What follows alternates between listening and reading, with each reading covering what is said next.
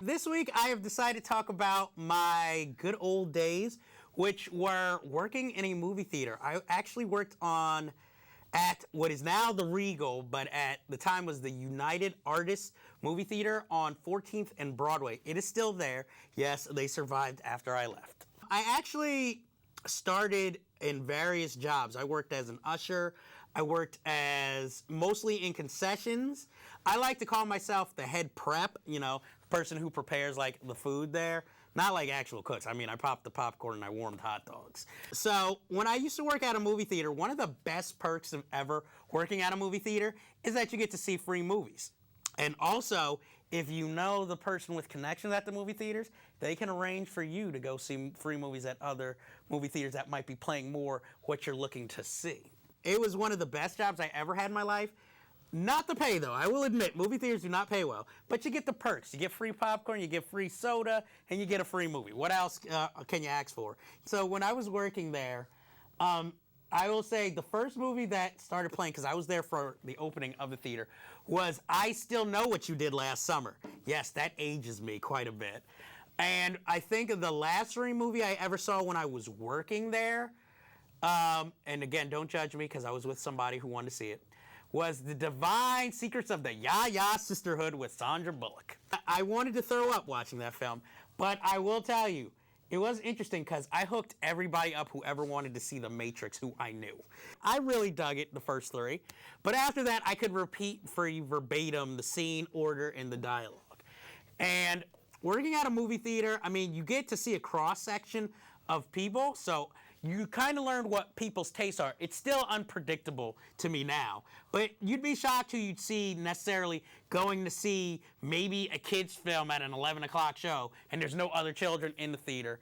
You'd see like 19-year-olds and 20-year-olds, and I'm talking about alone, not, where the couples try to go to see a movie they think nobody's at so they can make out or do whatever, make babies. I have to say, I loved it. I mean, I saw so many movies. It was I wish I could say I was like Quentin Tarantino and it was my official film school. I could just say I saw a lot of movies.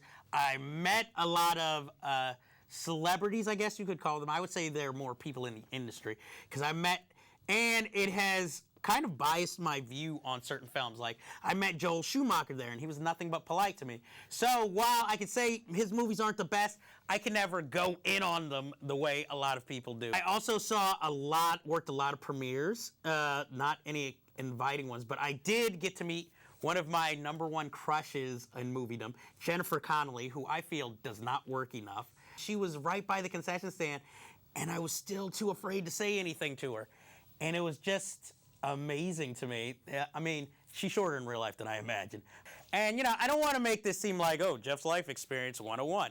I had other interesting jobs. The one thing that did make me mad was working at a movie theater. You know how they give you preview screenings, like, oh, have you seen this and this? Do you work in the movie industry?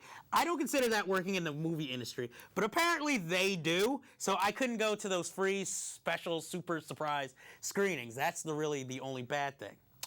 I also worked at a later time at the Virgin Megastore on 14th Street, but I also worked at Tower Video. That was really my film school because while you were there, if you were on register, you could put on any movie you wanted to, and if times were slow, you could really watch it.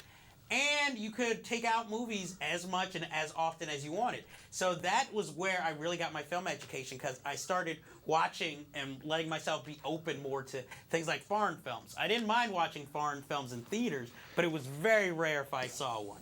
To this day, I will go see anything. If it looks interesting or it's by a director or somebody's in it who I like, I will usually go to see it. I know I'm babbling, so don't mind. I had some memorable experiences at the movie theater.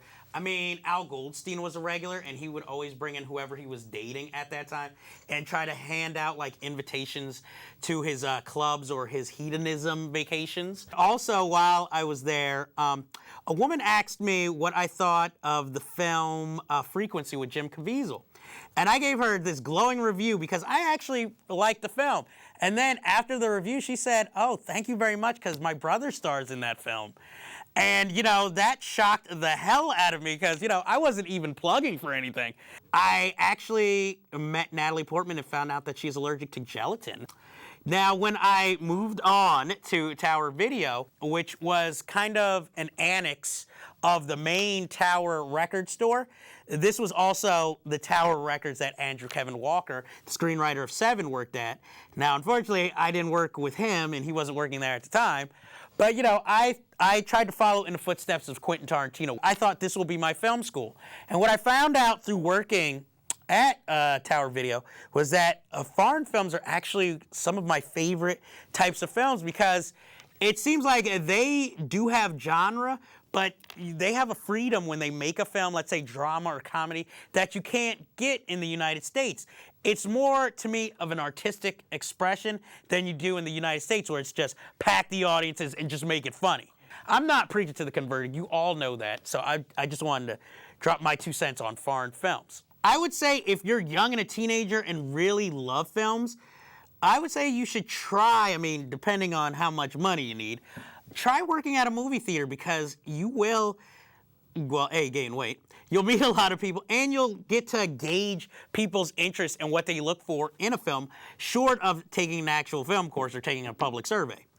And it's also just a great time, because as movies are getting more and more expensive, I could tell you to go pay for a movie and sneak into a movie, but depending on your schedule, that's maybe 2 or 3 films. Whereas if you work at a theater, I mean, you can go in anytime you want and see whatever you want. So I really just want to say to all of you who are watching this, first of all, thank you, and I hope you're enjoying it. Please send feedback, or if you have any subjects you'd like me to address, or hey, if you just want me to read your letter on the air, I have no problem doing it. I just, you know, I am thankful for this chance for you guys to get to know me, and for me to let you guys know my taste and my critiques. And, you know, I want to thank the behind-the-scenes crew who come here day in, day out. I mean, we don't film every day, but when we do film, you know, come out, and, you know, they even like the show. I just want to say, I don't believe, I'm getting all emotional right now, but I just want to thank all of you who tune in every week. You truly are awesome. And that finishes... Wait, before the sign-off, actually, I want to ask you guys out there, have you seen Scott Pilgrim? And if not, why not? Because the film is awesome. One day I will finally review it for you guys, but I'm waiting for just that special guest. Maybe a hint of things to come. That finishes this week's business, and until next week, we have plenty of unfinished business. Thank you. I'm Jeff Gallashaw.